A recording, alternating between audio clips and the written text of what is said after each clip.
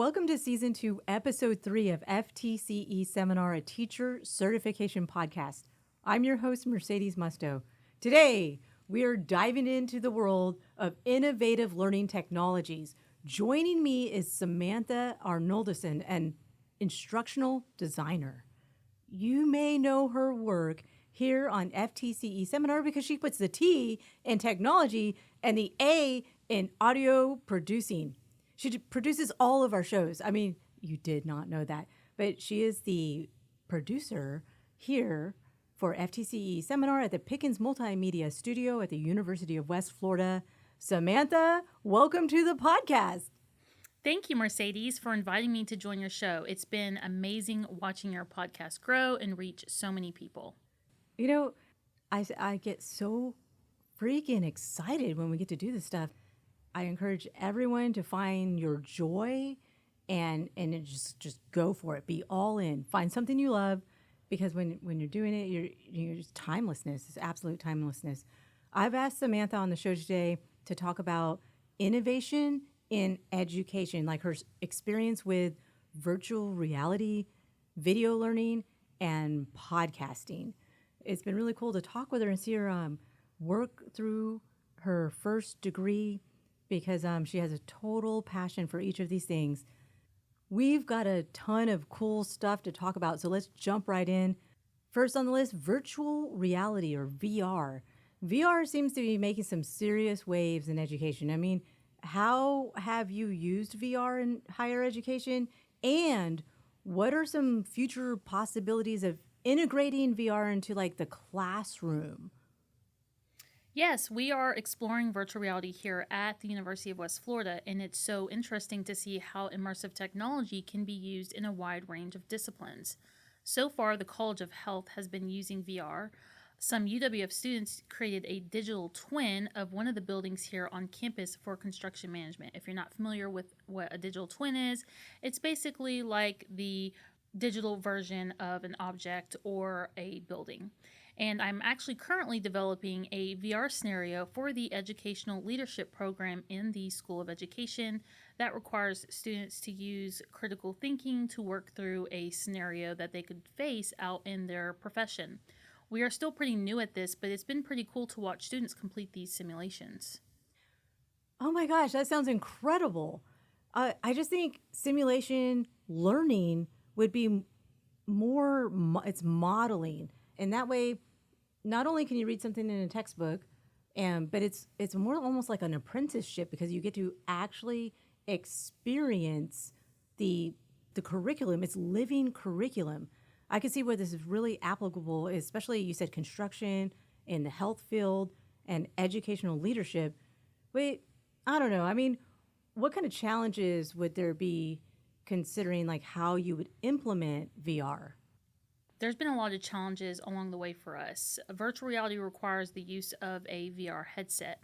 Now, these could be Meta headsets, HTC Vive, Apple Vision Pro, PlayStation. Regardless of the type of headset you use, you have to know how to use the equipment.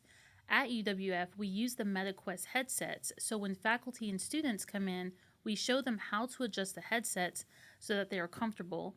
We explain the boundaries so that they don't move from their spot, and explain how to use the controllers so they can easily navigate in the VR software.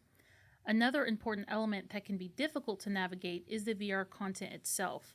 There are companies that have created curriculum that you can buy for your organization, but there are platforms that allow you to create your own content.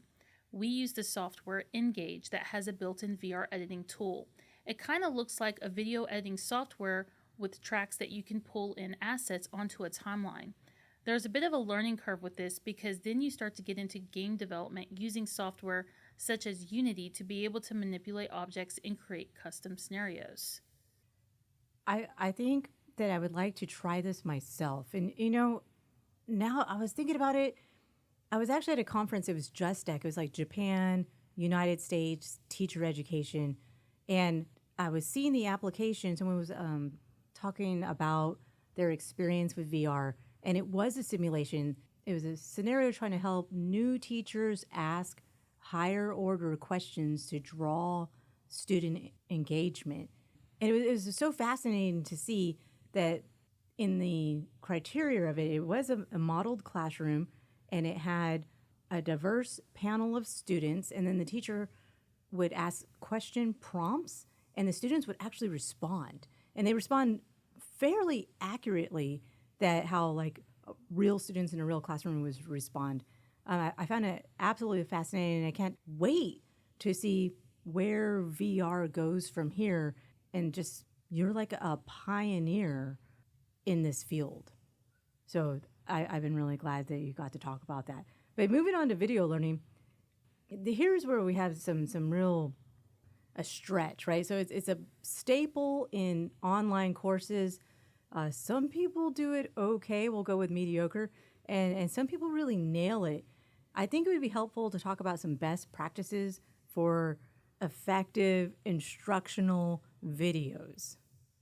I have been working in the Pickens Multimedia Studio for a couple of years now, and so I've gotten to create a lot of different kind of instructional videos.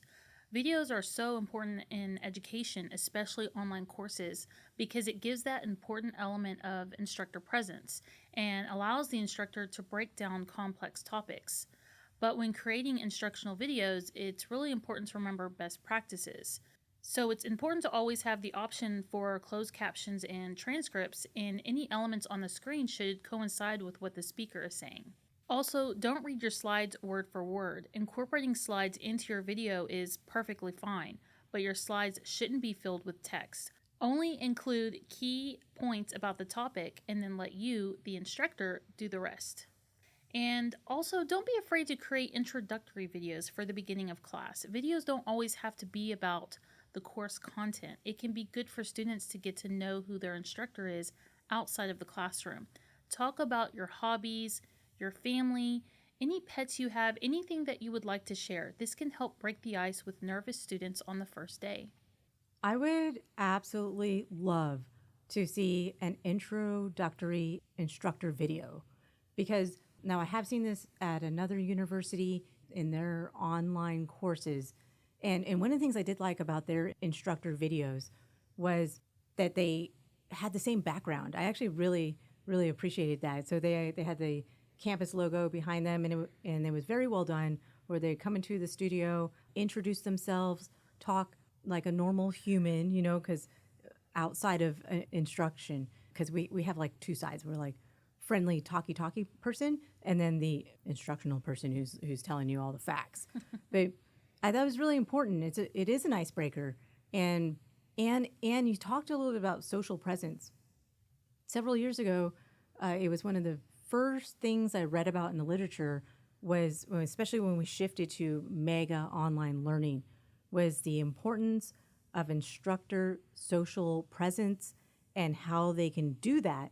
Video was one of them. Meeting, like Zoom meetings or some sort of online face-to-face discussion, so that the class could actually all see each other, facilitated by the professor themselves. And all of this, like you said, like breaks the ice and transforms that digital platform into something much more human. And I appreciate that, because I do want to know and admire my professors from a human standpoint. Now, I have played with video. It has so many more elements to it. There's the little tiny motions, like if you're doing video, if you move just a little bit, everything's exponential on video, and I found that very challenging. Now, I moved into podcasting. I love audio. I've always been an oral learner. I love a good lecture. I listen to several podcasts, and that's kind of how we found our way here. So a little bit about podcasting in education. I mean, podcasting in higher education, it's not as traditional, but the research shows that some professors are using podcasts to supplement their lectures. What are your thoughts on this? Like, how can we do podcasting in higher education? I think using podcasts in education is a great idea, and it's something we are trying to get more faculty involved in because of its ability to impart knowledge while allowing a lot of flexibility for the listeners. People today are busy. Many students are non-traditional, so you have people who have been out in the workforce for a while going back to school, caretakers, parents, active duty personnel, and creating a podcast that breaks down content in audio format can be a great way to reach learners who may not always be able to dedicate the time to sit in front of a computer for hours at a time. I personally enjoy listening to podcasts while I'm driving to work or running errands, and I'm able to stay up to date in my own field this way. That is a great point. I read about that in the literature that for professional development, there were 2 key points on why a teacher in education or a professor or any industry really could use a podcast. One, because they can't make all the conferences. Conferences require travel, time off, and money. And then 2, we can't keep up with the publications. There's just so much knowledge out there, but you can totally just plug in and in 15 minutes, you can get the latest on the research and what's going on in the industry. And then, I have some really favorite podcasts. I feel like they have a social presence. I can't wait to listen to their voice. And I just want to know, like what's next with like Dr. Jordan Peterson. I know he's one of my favorites. So I've got to tell all of our listeners how grateful I am to work with a high-performing team member such as yourself, Sam. It has been a journey. Samantha came on board, and she basically was like, let's do this. And I was like, what are we doing? And we just figured it out along the way.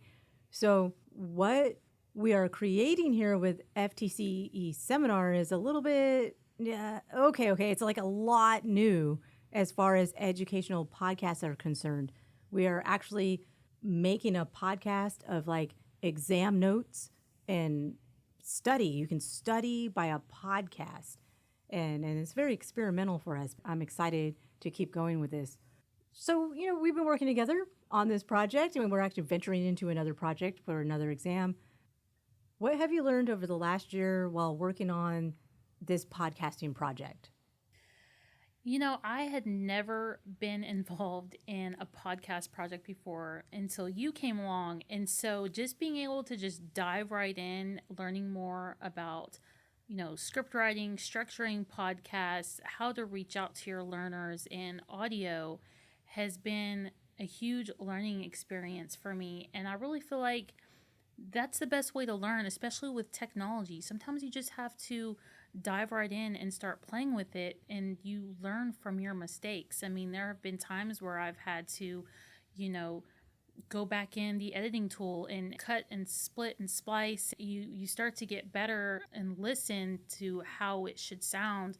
And I feel like in a way it kind of improved some of my video work. The audio on my videos have improved by learning how to do the podcasting. And I'm really excited to be on this episode with you today because you've come such a long way. And I just want to let you know that I'm your biggest fan. Yay. Oh my gosh. I've got to let you know that in my phone, your name is Vice President Samantha. And so every time that your name comes up, it says VP Sam.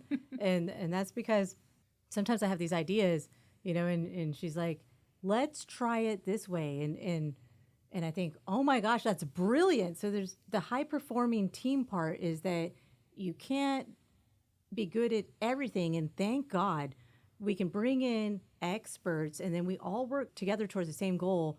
And we achieve that. And it's brilliant. And then it's really self-fulfilling because I get really excited. And then I'm like, oh my gosh, look at this. And we're both part of it. And the creation almost takes on a life of its own. And then we just kept throwing wood on the fire and watching it burn. We're like, wow, it's so much fun. So on the excitement part, Samantha and I have worked together for about a year now, and I've been to a few conferences presenting on podcasting and podcasting pedagogy and principles of podcasting, but something really cool has happened this year. We formed a team here with instructional designer Kate, Samantha, and myself, and we will be presenting our research at the Association for Educational Communications and Technology, AECT, in Kansas City, Missouri this year. The title of our presentation is Integrating Podcasting into Higher Education, Exploring Applications and Implementation Strategies. I'll be doing a little take on working in teacher education with the Exam Prep podcast, and Samantha and Kate Wait, tell me a little bit about your presentation for this conference. So, for this conference, I'm actually going to be talking about how you can use podcasting for faculty members. So, like I was saying earlier, a lot of people are really busy nowadays, especially faculty members who have these full course loads and they're on all these boards and they just have a lot going on. So, we figured one of the best ways to help faculty members and reach out to them is by creating a podcast that kind of works as a little bit like professional development, where we talk about tips and guidance on using educational technology. That is awesome. I cannot wait. I know that Kate was really good at helping construct the framework for this presentation. I'm doing a community facing and how the FTCE seminar podcast is created to reach Florida teachers and teacher education programs. And then she'll be talking a little bit more specifically about podcasting in the classroom. And then you're talking about podcasting with faculty. This is going to be a dynamic conference and presentation. I can't wait. You know what? Maybe we should do a podcast while we're there. We should. Yeah. I have equipment will travel. I actually just packed it all into that little carry-on and I put stickers on it. I'm excited. Let's do it. Yeah. Before we wrap it up, do you have any words of wisdom you'd like to share with our listeners, especially those working with innovative technologies in the classroom? Yes, absolutely. I mean, I absolutely love educational technology, especially because I started my instructional design career in a studio and I learned a lot about filming and editing. Technology is changing fast and it's easy to feel extremely overwhelmed. I just want to remind educators that tools will always come and go, and the most important factor is the instructional strategies and objectives. What do your learners need? You should always make sure you use technology purposefully and never let the tool guide you. That is so wise. Thank you for sharing that. I was thinking, as you were talking, I was thinking how the research supports exactly what you're talking about. Even in the podcasting research, it was about not just talking on a podcast, but having a very specific goal. And so when we crafted the script for each lesson that supports the testing blueprint for the Florida Teacher Certification Exam, one of the most challenging sections was the math podcast. And Samantha and I worked through that. I was like, how are we going to do this? And she did some research and she was like, math podcasts can be done. And then on my teacher side, I was like, well, okay, so let's scaffold these ideas out. And we literally broke it down and focused. We used the tool of podcasting to focus the content on exactly one micro learning session. And then we built all that out. Podcasting is a fascinating tool, and in the right forum, we can actually get really good work out of it. So I do want to shout Samantha out. I'm deeply grateful for you, Samantha, and for being on the show today, because we've been working on this project for over a year. And if you haven't had the blessing of working on a high-performing team, it's totally next level. So not only do I love coming to work, but Samantha, you're overflowing with ideas. I mean, she's got ideas, and the next thing you know, you're creating something together, and she's creating something, and then you're just on fire.